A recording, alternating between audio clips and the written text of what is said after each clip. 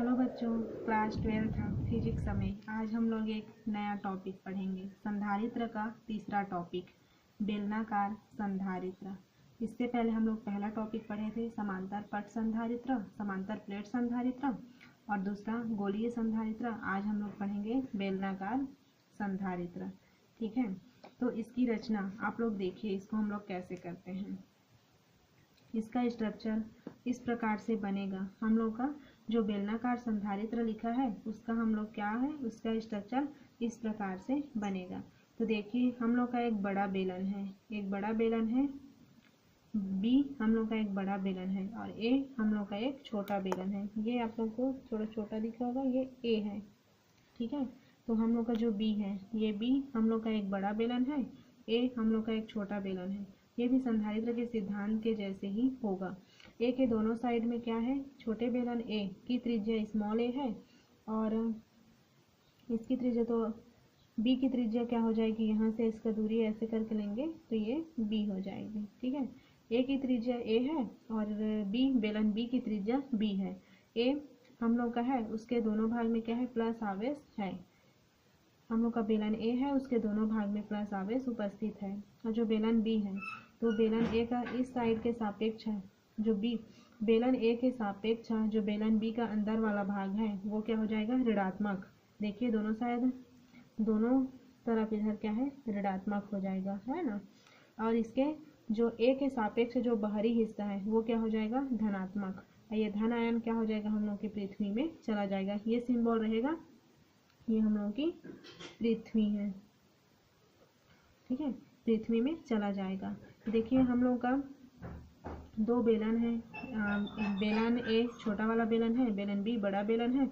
बेलन ए की त्रिज्या स्मॉल है और बेलन बी की त्रिज्या स्मॉल बी है। और बेलन ए के पूरे अगल बगल भाग में हम लोग का धन आयन है और बेलन बी में ए के सापेक्ष इधर ऋणात्मक है और इसके बाहरी हिस्से में धनात्मक है। समस्त धन आयन पृथ्वी में चले जाते हैं। देखिए, तो बेलन बी में जो बाहरी हिस्से में हम लोग का जो आवेश रहेगा वो शून्य हो जाएगा। तो इसके बाद इसको क्या करते हैं उसको देखिए।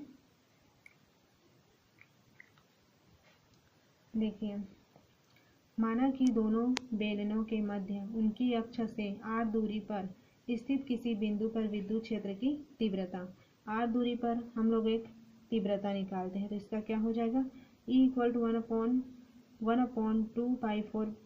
1/2 पाई एप्सिलॉन नॉट के λ/r। इसको हम लोग जब गॉस का अनुप्रयोग पढ़ रहे थे उसमें से फर्स्ट वाला में निकाले थे। ठीक है, तो ये वहीं से आया है। माना कि दोनों बेलनों के मध्य उनकी अक्ष से r दूरी पर स्थित किसी बिंदु पर विद्युत क्षेत्र की तीव्रता E = 1/2 पाई एप्सिलॉन नॉट के इंटू 1 λ/r होगा। ये मेरा इक्वेशन नंबर फर्स्ट है। अब इसके बाद देखिए, इसमें ए और बी के बीच विभवांतर जो बेलन ए है और बेलन बी जो आप लोगों को मैं स्ट्रक्चर में बताई। ये देखिए, यहाँ पे जो बेलन ए है और बेलन बी है के बीच का विभवांतर हम लोग ज्ञात कर रहे हैं।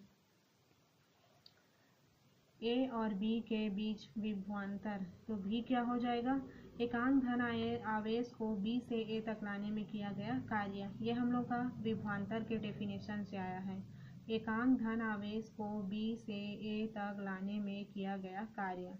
तो विभवांतर को भी से और बी से ए तक ला रहे हैं हम लोग। देखिए, तो इसका क्या हो जाएगा, विपरीत दिशा में बल लग रहा है इसलिए इसमें नेगेटिव का साइन है और बी से ए तक ला रहे हैं। तो देखिए, बी से ए तक, तो बी से ए तक, तो बी का बी हो गया और ए तक ला रहे हैं तो ए हो गया। और ई इंटू डी आर। ठीक है, ई इंटू डी आर, ई हम लोग की विद्युत क्षेत्र की तीव्रता और डी आर आर दूरी पर एक विद्युत क्षेत्र की तीव्रता, उसके लिए अभी निकाला इक्वेशन नंबर फर्स्ट वही है। अब देखिए, भी का भी हो गया, फिर माइनस का माइनस, ये समाकलन का चिन्ह, लिमिटेशन ए से बी, इसको भी रखी। अब ई का वैल्यू अभी इक्वेशन नंबर फर्स्ट में हम लोग देखिए, ई का वैल्यू है 1/2 पाई एप्सिलॉन नॉट के λ/r। इसको वहाँ पे लेके मैं पुट करती हूँ। यहाँ पे देखिए, मेरा ई के जगह में मैं अब इक्वेशन नंबर फर्स्ट में आप लोगों को दिखाई 1/4 पाई एप्सिलॉन नॉट के λ/r था, तो लैम्डा को यहाँ पे कर दी वैच है। अब देखिए, भी का भी, फिर माइनस का माइनस। अब यहाँ पे आर है, डी आर, तो समाकलन के लिए आर ही अंदर में रहेगा, बाकी जितना भी हम लोग की राशि है वो सब अचर राशियाँ हैं। वो हम लोग की समाकलन की जो चिन्ह है वहाँ से बाहर हो जाएंगी।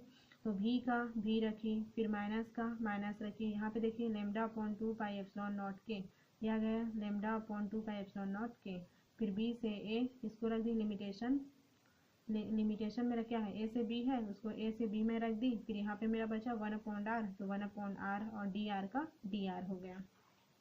अब देखिए फिर भी का भी हो गया, और इसको ज्यों करते हो minus lambda upon 2 pi epsilon naught के क्या है हम लोग का माध्यम का परावैद्युतांक है।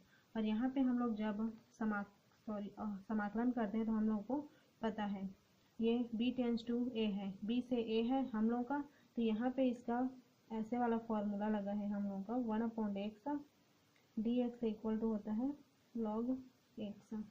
ये देखिए log x होता है, तो यहाँ पे 1 अपॉन आर है, 1 अपॉन एक्स की जगह में, और डी एक्स की जगह मेरा डी आर है, तो इसका log x हुआ, तो इसका क्या हो जाएगा log r। और जो अपर लिमिट है वो अपर में ही, और जो लोअर लिमिट है वो लोअर में ही आ गया। Upper limit minus lower limit, ठीक है, ऊपर वाला मेरा ऊपर में ही आ गया और नीचे वाला मेरा नीचे में आ गया। अब देखिए भी का भी हो गया, फिर minus lambda upon 2 pi epsilon naught के, ये भी हो गया। अब अपर लिमिट आर की जगह में एक बार मैं ए रखूंगी और आर की जगह में एक बार मैं बी रखूंगी, तो लॉग ए अपर लिमिट माइनस लॉग फिर बी लोअर लिमिट हो गया। अब देखिए भी का भी, फिर minus lambda upon 2 pi epsilon naught के। अब ये क्या हो जाएगा मेरा, जो मेरा ये माइनस है ना, ये वाला माइनस देखिए, ये वाला माइनस है उसको मैं इसके साथ मल्टीप्लाई करती हूँ, तो माइनस लॉग ए हो जाएगा, और माइनस का गुणा क्या हो जाएगा प्लस, तो यहाँ पे मेरा लॉग बी। अब देखिए इसके बाद भी का भी, फिर ये lambda upon 2 pi epsilon naught के हो गया, और जो माइनस वाला है उसको बाद में लिखूंगी, पहले पॉजिटिव साइन वाला है उसको यहाँ पे मैं लिख दी, फिर माइनस का माइनस कर दी, और ये हो गया मेरा लॉग ए। अब देखिए भी का भी, फिर lambda upon 2 pi epsilon naught के क्रॉस, ये देखिए लॉग का यहाँ पे फॉर्मूला लगा है, यहाँ पे देखिए ये है मेरा log b minus log a, तो m इसका फार्मूला होता है log m minus log n equal to log m upon n। तो देखिए m की जगह में मेरा b है और n की जगह में मेरा a है, तो भी का भी इसको ज्यों का त्यों रखिए क्रॉस, फिर ये मेरा log का log हो गया, और m की जगह में यहाँ पे देखिए m, तो m की जगह मेरा b, तो यहाँ पे मैं b रख दी, n की जगह मेरा a, तो उसको a रख दी। यहाँ पे देखिए v equal to minus lambda upon 2 pi epsilon naught के cross log b upon a, ये मेरा इक्वेशन नंबर हो गया 2। इसके बाद देखिए यदि संधारित्र की प्रति एकांक लंबाई की धारिता c हो, तो मैं धारिता की परिभाषा में आप लोगों को बताई थी c equal to q upon भी। c क्या है मेरा विद्युत धारिता, q आवेश की मात्रा और भी आवेश का विभव की मात्रा है, ठीक है। तो c का मैं c रखी, q का मैं q रखी, और v इक्वल टू, अभी जस्ट इक्वेशन नंबर 2 को एक बार देखिए, ये रहा इक्वेशन नंबर 2। इक्वेशन नंबर 2 में जो v का वैल्यू है उसको मैं यहाँ पे लेके पुट कर रही हूँ। ये देखिए c का c, q का q और बटा का बटा, फिर v की जगह मेरा क्या है lambda upon 2 pi epsilon naught के cross log b upon a, मेरा समीकरण नंबर 2 से है। अब देखिए c का c, ये जितना नीचे में है ऊपर हो जाएगा, ऊपर हो जाएगा, ठीक है, मैथ्स के नियम में होता है वैसे। q का q ये ऊपर गया, 2 पाई एप्सिलॉन नॉट के, नीचे में मेरा क्या बचा lambda cross log b upon a, ये बचा, ये a को आप नहीं कर सकती, ये पूरी बटा यहाँ से है, ठीक, ये ऊपर वाला ही है लेमडा के साथ, ये सिर्फ नीचे में है तो ये ऊपर गया, ये देखिए। अब इसके बाद c का c, और यहाँ पे क्या करते हैं, अच्छा q, जो हम लोग का q होता है उसका एक फॉर्मूला होता है लेमडा क्रॉस l, ठीक है। लेमडा क्या है, रेखीय घनत्व होता है, हाँ रेखीय घनत्व करके हम लोग निकालते हैं, तो लेमडा इक्वल टू होता था q अपॉन डेल, तो यहाँ पे q का वैल्यू चाहिए, तो यहाँ पे इसका मेन फॉर्मूला हम लोग का होता है lambda equal to q upon L, तो यहाँ से हम लोग को q का वैल्यू चाहिए, तो लेमडा को l के साथ में मल्टीप्लाई कर दी, तो q का वैल्यू निकल गया, तो q का वैल्यू लेमडा क्रॉस l, इसको यहाँ पे मैं रख दी। c का c, q जहाँ में lambda cross l into 2 pi epsilon naught K upon lambda cross log b upon a। अब देखिए जो लंबाई है इसको मैं 1 मान के चल रही हूँ, तो यहाँ पे क्या हो जाएगा, ये लेमडा, देखिए ये वाला लेमडा और ये लेमडा आपस में कट जाएंगे, और l है, l का वैल्यू मैं 1 मानी तो ये हट गया, और ये c इक्वल टू ही आ रहा है 2 पाई एप्सिलॉन नॉट के लॉग b अपॉन a। अब इसके बाद देखिए k हम लोग का एक नियतांक है, तो जो k नियतांक है उसको मैं क्या मान रही हूँ, a, के नियतांक है उसको मैं 1 मान रही हूँ, तो यहाँ पे मेरा क्या हो जाएगा 1। तो ये देखिए सी का सी हो जाएगा 2 पाई एप्सिलॉन नॉट। के इक्वल टू के हम लोग का था माध्यम का परावैद्युतांक, तो माध्यम के परावैद्युतांक के वैल्यू को हम लोग एक नियतांक है उसको जैसे चाहे वैसे मान सकते हैं। यूज मतलब क्वेश्चन के सॉल्व के हिसाब से नियतांक को हम लोग लेते हैं या तो छोड़ते हैं या मानते हैं। तो यहाँ पे तो पहले मेरा जो लंबाई था उस लंबाई को मैं 1 ले ली, तो यहाँ पे ये हट गया, यहाँ पे आया सी का सी 2 पाई एप्सिलॉन नॉट के लॉग बी अपॉन ए, और जो के है उसका वैल्यू मैं 1 मान रही हूँ। तो यहाँ पे क्या हो जाएगा मेरा सी का सी 2 पाई एप्सिलॉन नॉट और लॉग बी अपॉन ए, और के इक्वल टू क्या मानी हूँ मैं 1। तो ये क्या हो जाएगा, और इसका मात्रक फैराड पर मीटर होता है। यहाँ पे देखिए सी हम लोग की विद्युत धारिता है, 2 पाई एप्सिलॉन नॉट हम लोग का एक अचर राशि है, और लॉग बी अपॉन ए, बी क्या है मेरा जो बड़ा वाला बेलन है बी के, बड़ा वाला बेलन कैपिटल बी है उसकी त्रिज्या स्मॉल बी है, और ए क्या है हम लोग का छोटा वाला बेलन है ए कैपिटल ए, उसकी त्रिज्या क्या है स्मॉल ए। ठीक है, तो इस प्रकार से ये हम लोग का बेलन के लिए संधारित्र निकल गया है, बेलन की धारिता।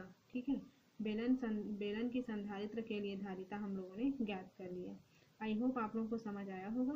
तो आज की वीडियो में इतना ही रखते हैं। Thank you.